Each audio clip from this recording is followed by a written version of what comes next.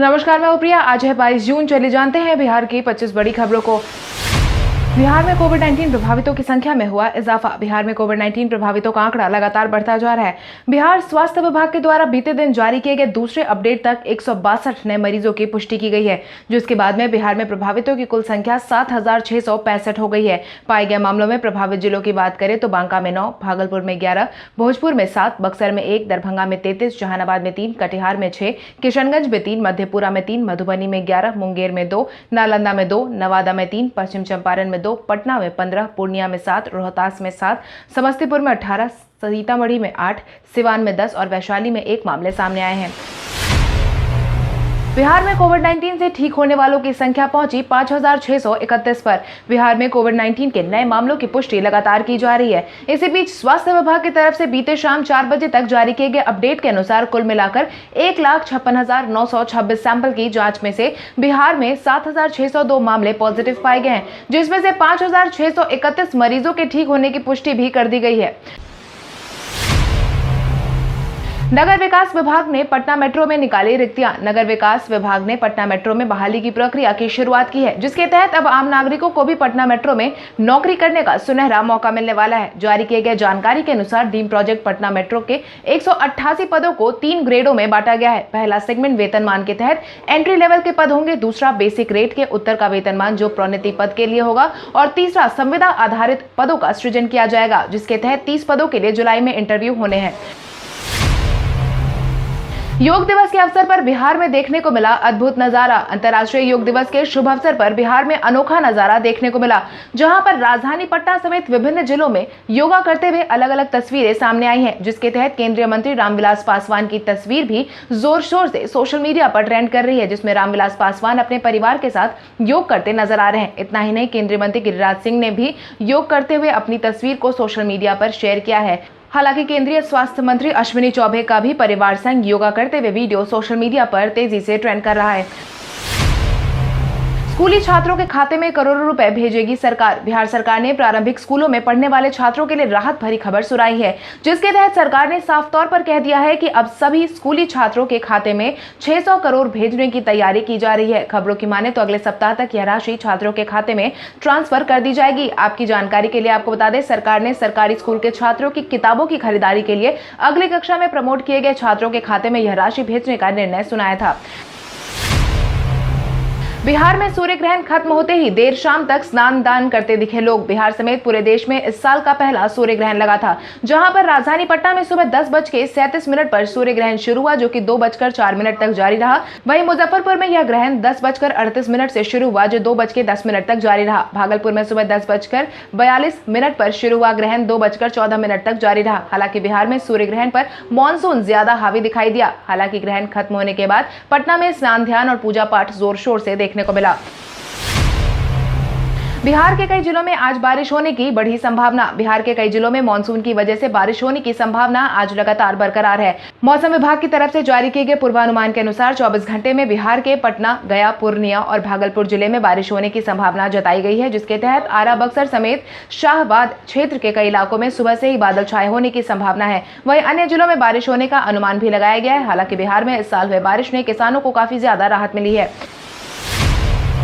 बिहार की लोक गायिका मैथिली ठाकुर ने आगे से बॉलीवुड के कवर सॉन्ग को नहीं गाने का किया ऐलान। बिहार की लोक गायिका मैथिली ठाकुर सुशांत सिंह राजपूत द्वारा उठाए गए कदम के बाद से काफी ज्यादा दुखी हैं। सुशांत के जाने के बाद बीते दिन मैथिली ने दर्शकों से अपनी भावनाओं को शेयर किया, जिसके तहत उन्होंने कहा कि सुशांत के जाने के बाद जिन चीजों की चर्चा हो रही है उनका सामना उन्हें भी करना पड़ा है। मैथिली के साथ भी भेदभाव ने मैथिली का आत्मविश्वास तोड़ने का काम किया था। इसके साथ ही अपने भाई के साथ यूट्यूब चैनल पर आकर उन्होंने यह भी ऐलान किया है कि उनके यूट्यूब चैनल पर अब बॉलीवुड का कवर सॉन्ग नहीं डाला जाएगा। बिहार में कोविड-19 की वजह से अब तक 51 से ज्यादा लोगों की जा चुकी है जान। बिहार में अब तक कोविड-19 की वजह से 51 लोगों की जान जा चुकी है, जिसके बाद अब दरभंगा जिले में 5 मरीजों की जान गई है। बेगूसराय और सारण में 4 लोगों ने अपनी जान दे दी है। इसके साथ ही खगड़िया, नालंदा और वैशाली में 3 लोगों की जान चली गई है। वहीं भोजपुर, गया, जहानाबाद, मुजफ्फरपुर, नवादा, पटना, सीतामढ़ी और सिवान में 2 अन्य मरीजों की जान भी जा चुकी है। वहीं अररिया, औरंगाबाद, भागलपुर, जमुई, कटिहार, मधेपुरा, मधुबनी, मुंगेर, पश्चिमी चंपारण और पूर्वी चंपारण, रोहतास, समस्तीपुर और शिवहर में एक मरीज की कोविड-19 की वजह से जान जा चुकी है। नेपाल के तराई इलाके में हो रही बारिश से बिहार की बढ़ सकती है परेशानी। नेपाल के तराई इलाके में लगातार बारिश हो रही है, जिसके कारण बिहार में एक बार फिर से बाढ़ उत्पन्न होने की संभावना बनती दिखाई दे रही है, क्योंकि तराई इलाके में बारिश के कारण बिहार के गंडक में उफान की स्थिति देखने को मिल रही है। आधिकारिक सूत्रों की माने तो वाल्मीकि नगर गंडक बराज से 1,63,000 क्यूसेक पानी छोड़े जाने से गंडक नदी उफान पर है, जिसके बाद कई निचले इलाके में बाढ़ की आशंका एक बार फिर से बढ़ गई है, जिसके बाद जल संसाधन विभाग के साथ ही जिला प्रशासन को भी सचेत कर दिया गया है। जल्द ही भेज दी जाएगी ग्राम पंचायतों को 1254 करोड़ की राशि, जिसका ऐलान बिहार सरकार की तरफ से जारी किया गया है। खबरों की माने तो 15वें वित्त आयोग की अनुशंसा पर बिहार के पंचायतों के विकास के लिए 1254 करोड़ रुपए की राशि पहली लिस्ट जारी कर दी गई है, जिसके लिए त्रिस्तरीय पंचायती राज के अनुसार मोतिहारी को जहां 45 करोड़ दिए जाने का फैसला सुनाया गया है, वहीं शेखपुरा जिले को कम से कम 547 करोड़ रुपए जारी करने का आदेश दिया गया है। हालांकि किस पंचायत को कितना पैसा दिया जाना है, इसका निर्धारण ग्राम पंचायतों की संख्या और वहां की आबादी के अनुरूप जिलावार राशि के तहत किया जाएगा। बिहार के विश्वविद्यालयों में हजारों सहायक प्राध्यापकों की जल्द होगी नियुक्ति। बिहार के विश्वविद्यालय में सहायक प्राध्यापकों की नियुक्ति की प्रक्रिया जल्द से जल्द शुरू करवाए जाने का फैसला सुनाया गया है, जिसके तहत लगभग 9,000 सहायक प्राध्यापकों की बहाली का अनुमान लगाया जा रहा है। इन सभी विश्वविद्यालयों में गिनती का काम पूरा कर लिया गया है और वास्तविक सीटों की संख्या जल्द ही जारी कर दी जाएगी। इतना ही नहीं, अधिकारियों की नियुक्ति के लिए जल्द ही मैराथन बैठक कर आरक्षण के रोस्टर को भी क्लियर किया जाएगा। नेपाल ने भारत की बेटियों को 7 साल बाद नागरिकता देने का किया ऐलान। भारत और नेपाल के बीच का संबंध रोटी और बेटी का शुरू से बताया जाता है। खासतौर पर बिहार का नेपाल के साथ यह रिश्ता बेहद ही खास है, क्योंकि हर साल बिहार से कई बेटियों की शादी नेपाल में करवाई जाती है, लेकिन अब नेपाल से बिगड़ते रिश्तों का असर बेटियों को देखना पड़ सकता है। हाल ही में नेपाल की कम्युनिस्ट पार्टी ने भारत से शादी करके नेपाल आई भारत की सभी बेटियों को नागरिकता के लिए 7 साल तक इंतजार करने का फैसला सुनाया है। हालांकि पहले भारतीय महिलाओं को शादी के तुरंत बाद नागरिकता मिल जाती थी। आज से शुरू होगी मैट्रिक की कॉपियों की दोबारा जांच की प्रक्रिया। बिहार में आज से मैट्रिक की कॉपियों की स्क्रूटनी की प्रक्रिया शुरू करवाई जा रही है। इसके लिए बिहार विद्यालय परीक्षा समिति ने अपनी तैयारी पूरी कर ली है। मैट्रिक की कॉपियों की स्क्रूटनी 30 जून तक जारी रहेगी, जिसके तहत बिहार विद्यालय परीक्षा समिति के तत्वाधान में मैट्रिक की कॉपियों की स्क्रूटनी के लिए कई स्कूल में मूल्यांकन केंद्र बना दिए गए हैं, जिसके तहत जो परीक्षार्थी अपने अंकों से संतुष्ट नहीं है वे स्क्रूटनी के लिए आवेदन कर सकते हैं। रेलवे स्टेशन पर यात्रियों को दिए जाएंगे पेट्रोल, मास्क और सैनिटाइजर। सहरसा सहित पूर्व मध्य रेल के दूसरे स्टेशन के मल्टीपर्पज स्टॉल में अब सभी यात्रियों की सुविधाओं को ध्यान में रखते हुए बेडशीट, तकिया, सैनिटाइजर, मास्क और हैंड ग्लव्स भी दिया जाएगा, जिसकी जानकारी रेलवे विभाग की तरफ से जारी कर दी गई है। और साफ तौर पर कहा गया है कि कोविड-19 के इस माहौल में यात्रियों की सुविधा के लिए रेलवे ने यह सुविधा बहाल करने का निर्णय लिया है। ज्ञात हो, कोविड-19 के माहौल को देखते हुए रेलवे ने ट्रेन के एसी कोच में दी जाने वाली बेडशीट, तकिया, तौलिया की सुविधा को बंद कर दिया था।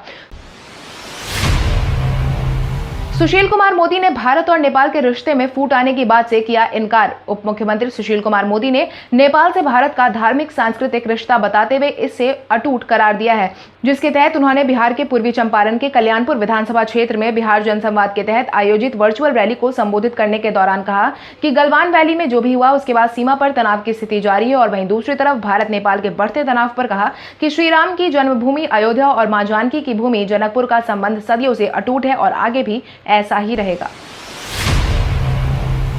मुख्यमंत्री नीतीश कुमार ने की इंटरनेट के माध्यम से उपलब्ध स्ट्रीमिंग सर्विसेज पर सेंसरशिप लागू करने की मांग। मुख्यमंत्री नीतीश कुमार ने केंद्र सरकार के सामने इंटरनेट के माध्यम से उपलब्ध स्ट्रीमिंग सर्विसेज पर सेंसरशिप लागू करने की मांग की है, जिसके लिए प्रधानमंत्री नरेंद्र मोदी को उन्होंने पत्र जारी किया है। जारी किए गए पत्र में उन्होंने साफ तौर पर लिखा है कि देश में महिलाओं के साथ हो रहे अप्रिय वाकये को देखते हुए पूरा समाज इस समय में परेशान है और ऐसे में इंटरनेट पर उपलब्ध अनुचित सामग्री पर रोक लगाए जाने की बेहद ही ज्यादा जरूरत है। अब घर बैठे बैठे आसानी से कर सकेंगे खादी की खरीदारी। बिहार में खादी का बहुत बड़ा बाजार उपलब्ध है। अब लोगों की सहूलियत को ध्यान में रखते हुए और सामाजिक दूरी का ख्याल रखते हुए खादी बोर्ड ने अपने एक ऐप विकसित करने का फैसला सुनाया है, जिसके तहत खादी बोर्ड का ऐप डाउनलोड कर घर बैठे बैठे कपड़ों और अन्य उत्पादों की खरीदारी आसानी से की जा सकेगी। जब सब कुछ सही चला तो यह ऐप अगले महीने तक विकसित हो जाएगा, जिसे प्ले स्टोर पर डाउनलोड किया जा सकेगा, जिससे ऑनलाइन मार्केटिंग का भी विस्तार होगा। उपेंद्र कुशवाहा ने की STET में कॉमर्स विषय को भी जोड़ने की अपील। राष्ट्रीय लोक समता पार्टी के सुप्रीमो उपेंद्र कुशवाहा ने STET परीक्षा को लेकर सरकार के सामने अहम अपील की है, जिसके तहत उन्होंने साफ तौर पर कहा है कि STET में कॉमर्स विषय को शामिल किया जाए। वर्तमान समय में सरकार कॉमर्स विषय वालों के साथ सौतेला व्यवहार कर रही है। कॉमर्स के समय का एक मुख्य संकाय है, लेकिन इसके बावजूद सरकार इसे नजरअंदाज कर रही है और यही कारण है कि STET की परीक्षा में कॉमर्स को जोड़ा नहीं गया है।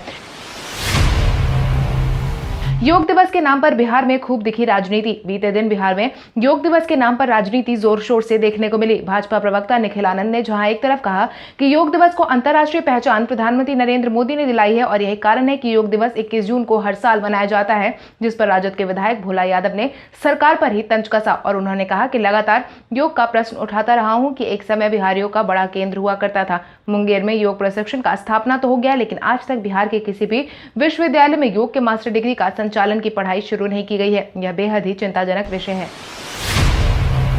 तेजस्वी यादव ने 15 साल के कार्यकाल में हर दूसरे घर से पलायन होने का किया दावा। तेजस्वी यादव ने एक बार फिर से मुख्यमंत्री नीतीश कुमार की सरकार को आड़े हाथों लिया है, जिसके तहत उन्होंने कहा है कि 15 साल के मुख्यमंत्री नीतीश कुमार के कार्यकाल में राज्य के हर दूसरे घर के लोगों को अपना घर छोड़कर दूसरे राज्य में कमाने खाने के लिए मजबूरी में जाना पड़ा है। सुप्रीम कोर्ट के आदेश के बावजूद श्रमिकों को बिहार में रोजगार नहीं दिया जा रहा है और यही कारण है कि अपना भरण पोषण करने के लिए मजबूरी में उन्हें वापस पलायन करना पड़ रहा है। नीतीश सरकार देश की सबसे नकारा विफल सरकार साबित हुई है।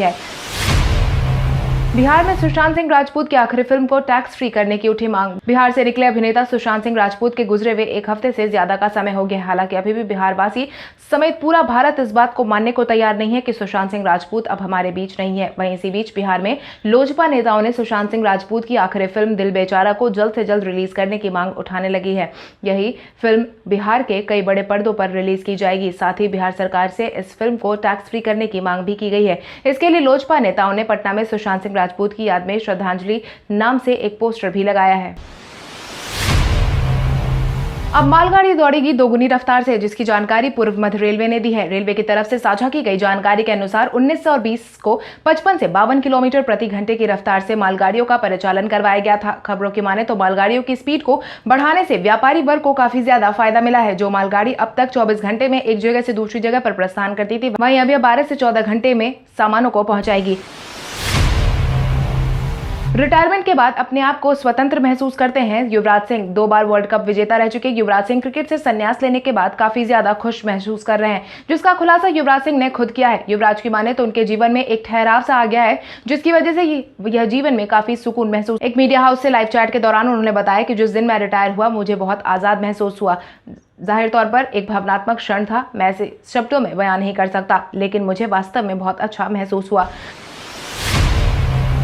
फेसबुक के लिए एक सर्विस को iOS स्टोर पर जगह देने से एप्पल ने किया इनकार। फेसबुक के एक सर्विस को iOS स्टोर पर जगह देने के लिए एप्पल ने इनकार कर दिया है। खबरों की माने तो यह एप्पल iOS स्टोर पर फेसबुक के गेमिंग ऐप को रिजेक्ट कर रहा है। कंपनी ने ऐसा करने के पीछे उसका खुद का प्रोडक्ट एप्पल ऑर्किड गेमिंग का कारण बताया है, क्योंकि अगर एप्पल फेसबुक गेमिंग का स्टोर पर उपलब्ध करवाता है तो यह कंपनी के live stream gaming service Apple orchid के लिए सही साबित नहीं होगा।